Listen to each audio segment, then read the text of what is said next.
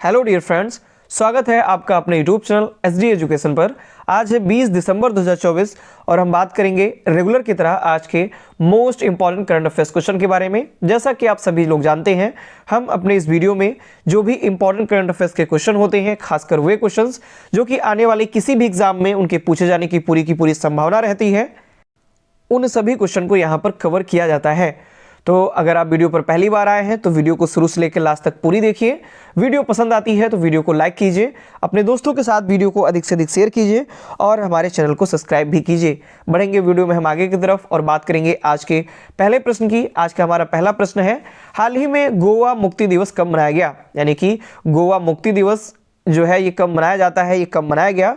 तो option number A है 21 दिसंबर, option number B है 17 दिसंबर, ऑप्शन नंबर सी है 19 दिसंबर और ऑप्शन नंबर डी है 18 दिसंबर। तो इस प्रश्न का सही जवाब है ऑप्शन नंबर सी, यानी कि 19 दिसंबर को गोवा मुक्ति दिवस मनाया गया। डिटेल में इसके बारे में हम बात करें तो हम हर वर्ष या हर साल गोवा मुक्ति दिवस 19 दिसंबर को मनाते हैं। तो 19 दिसंबर को गोवा मुक्ति दिवस मनाया गया। जो गोवा मुक्ति दिवस है ये 1961 में पुर्तगाली शासन से राज्य की मुक्ति के उपलक्ष्य में मनाया जाता है। यानी कि 1961 में 19 दिसंबर को जो पुर्तगाली जिनका शासन था गोवा पर, उनको यहाँ से हटाया गया था, उनको यहाँ से भगाया गया था, जिसके कारण उनसे आज़ादी मिली थी गोवा को। इसीलिए गोवा मुक्ति दिवस हम 19 दिसंबर को मनाते हैं।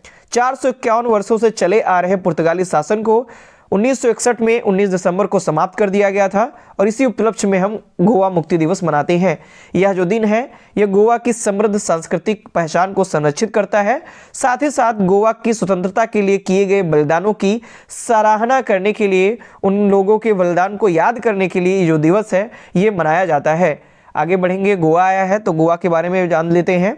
तो आप यहाँ पर देख सकते हैं ये गोवा है, तटीय राज्य है, सबसे छोटा तटीय राज्य है, सबसे छोटी तटीय सीमा वाला ये राज्य है।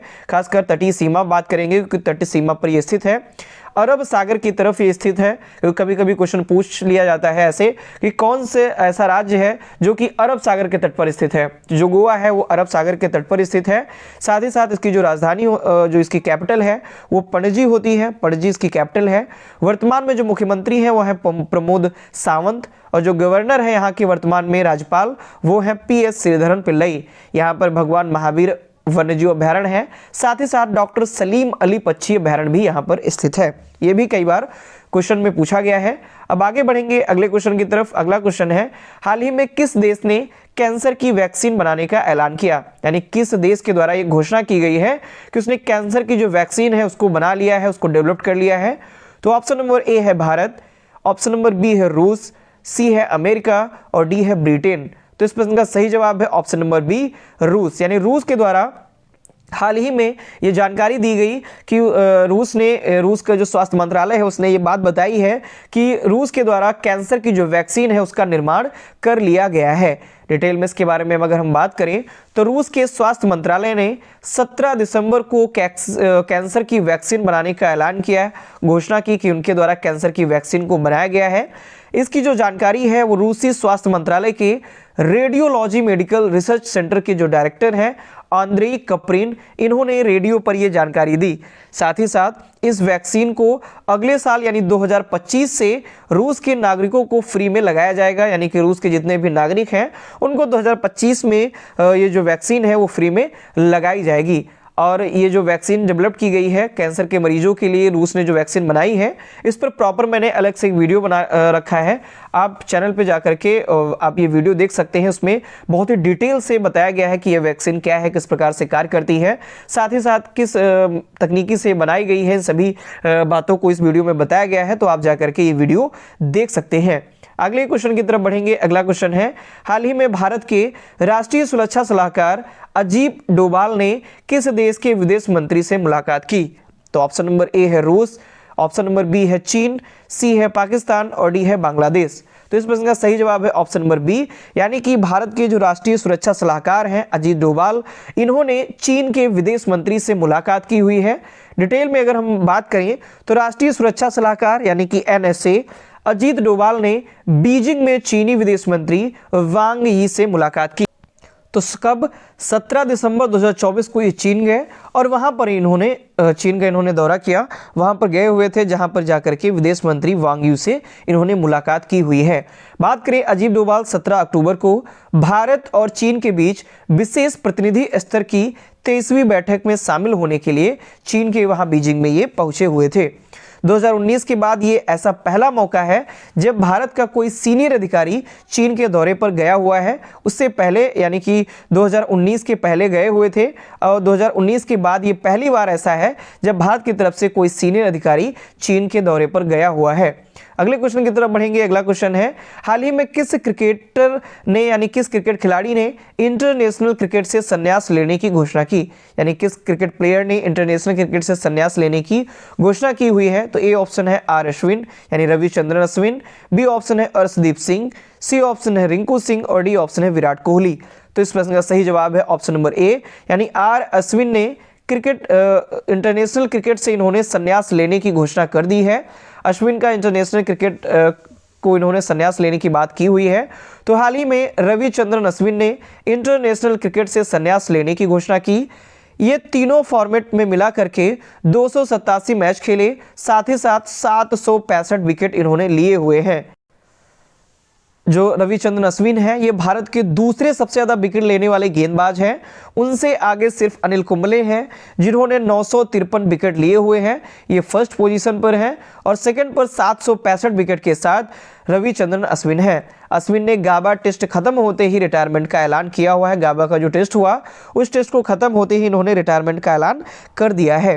आगे अगर हम बात करें तो रविचंद्रन अश्विन के अगर इंटरनेशनल करियर की बात करें तो टेस्ट में इन्होंने 106 मैच खेले जिसमें से इन्होंने 537 विकेट लिए हुए हैं और रन इन्होंने 3503 दिए हुए हैं। वनडे में इन्होंने 116 मैच खेले और 156 विकेट लिए जिसमें से 707 रन इन्होंने दिए हैं। T20 इंटरनेशनल की बात करें तो ये 65 मैच खेले हुए हैं, 72 विकेट इन्होंने लिया हुआ है और 184 रन इन्होंने दिए हुए हैं। अगले क्वेश्चन की तरफ बढ़ते हैं। अगला क्वेश्चन है, हाल ही में अरुण कुमार साहू को किस देश में भारत के अगले राजदूत के रूप में नियुक्त किया गया, यानी कि अरुण कुमार साहू किस देश में भारत के अगले राजदूत नियुक्त किए गए हैं। ऑप्शन नंबर ए है गाम्बिया, बी है कनाडा, सी है बुल्गारिया और डी है जापान। तो इस प्रश्न का सही जवाब है ऑप्शन नंबर सी यानी कि बुल्गारिया में अरुण कुमार साहू को भारत का अगला राजदूत नियुक्त किया गया है। तो भारत सरकार ने IFS यानी इंडियन फॉरेन सर्विस के ऑफिसर अरुण कुमार साहू को रिपब्लिक ऑफ बुल्गारिया में भारत का राजदूत नियुक्त किया है। कब? तो 18 दिसंबर 2024 को इनको नियुक्त किया हुआ है। अरुण कुमार साहू ओडिशा के देवगढ़ के रहने वाले हैं और ये 1996 बैच के IFS अधिकारी हैं। वर्तमान में अरुण कुमार साहू विदेश मंत्रालय में अतिरिक्त सचिव यानी मध्य यूरोप के अतिरिक्त सचिव के रूप में ये कार्यरत हैं। आगे बढ़ेंगे अगले क्वेश्चन की तरफ। हाल ही में कौन Delhi district and cricket association यानी कि DDCA के अध्यक्ष चुने गए, यानी किसको Delhi district and cricket association का अध्यक्ष चुना गया है। तो ऑप्शन नंबर ए है कीर्ति आजाद, बी है सुमित गोयल, सी है राकेश कुमार बंसल और डी है रोहन जेटली। तो इस प्रश्न का सही जवाब है ऑप्शन नंबर डी यानी Rohan Jaitley Delhi district and cricket association के अध्यक्ष चुने गए हैं। डिटेल में बात करें तो हाल ही में Delhi district and cricket association यानी कि DDCA के चुनाव में रोहन जेटली की अगुवाई वाले पैनल की जीत हुई और इनको अध्यक्ष चुन लिया गया है। कब? 17 दिसंबर 2024 को ये चुनाव हुआ, इसी के द्वारा इनको चुन लिया गया, यहाँ इसका अध्यक्ष चुना गया। रोहन जेटली ने पूर्व क्रिकेटर और TMC के सांसद रहे कीर्ति आजाद को 800 वोटों के अंतर से हराया हुआ है। रोहन को 1577 वोट मिले जबकि कीर्ति आजाद को केवल 777 वोट मिले हुए हैं। जो रोहन जेटली हैं वो पूर्व केंद्रीय मंत्री स्वर्गीय अरुण जेटली के बेटे हैं और अब ये Delhi district and cricket association के दोबारा से ये अध्यक्ष बनकर के आए हुए हैं, यानी कि ये दोबारा इसके अध्यक्ष बने हुए हैं। अगले क्वेश्चन की तरफ बढ़ेंगे। अगला क्वेश्चन है, हाल ही में भारत और किस देश के बीच 9वीं रक्षा वार्ता नई दिल्ली में आयोजित हुई। तो ऑप्शन नंबर ए है थाईलैंड, बी है फ्रांस, सी है चीन और डी है जापान। तो इस प्रश्न का सही जवाब है ऑप्शन नंबर ए यानी भारत और थाईलैंड देश के बीच 9वीं रक्षा वार्ता नई दिल्ली में आयोजित की गई। डिटेल में अगर हम बात करें तो हाल ही में भारत के थाईलैंड की 9वीं रक्षा वार्ता नई दिल्ली में आयोजित हुई। बैठक की जो सह अध्यक्षता है वो अंतर्राष्ट्रीय सहयोग के संयुक्त सचिव अमित प्रसाद और थाईलैंड के रक्षा उप सचिव जनरल थारपोंग मलकम के द्वारा की गई। और ये जो वार्ता आयोजित हुई ये कब हुई, तो 12 दिसंबर 2024 को इसका आयोजन किया गया। इसमें दोनों पक्षों ने रक्षा उद्योग के क्षेत्रों में सहयोग की निगरानी के लिए संयुक्त कार्य समूह के शीघ्र स्थापना के लिए सहमति भी व्यक्त की हुई है। अगले क्वेश्चन की तरफ बढ़ेंगे। अगला क्वेश्चन है, हाल ही में BMW ग्रुप ने ग्रामीण भारत में शैक्षिक परिदृश्य को बदलने के उद्देश्य से किसके साथ समझौता किया है। BMW आप सभी लोग जानते हैं, BMW की जो कार्स आती हैं, कारें आती हैं, वही कंपनी है ये BMW ग्रुप है। इसने क्या किया है कि ग्रामीण भारत में शैक्षिक परिदृश्य को बदलने के उद्देश्य से किसके साथ समझौता किया है। तो ऑप्शन नंबर ए है यूनिसेफ, बी है RBI, सी है IMF और डी है WHO। तो इस प्रश्न का सही जवाब है ऑप्शन नंबर ए, यानी यूनिसेफ के द्वारा BMW ने समझौता किया हुआ है ताकि ग्रामीण भारत में शैक्षिक परिदृश्य को बदला जा सके, इस उद्देश्य से इसने समझौता किया हुआ है। बात करें तो BMW ग्रुप ने गुणवत्तापूर्ण STEM यानी कि STEM जिसमें साइंस, टेक्नोलॉजी, इंजीनियरिंग और मैथमेटिक्स इसको शिक्षा प्रदान करने पर ध्यान केंद्रित करने के लिए यूनिसेफ के साथ समझौता किया है।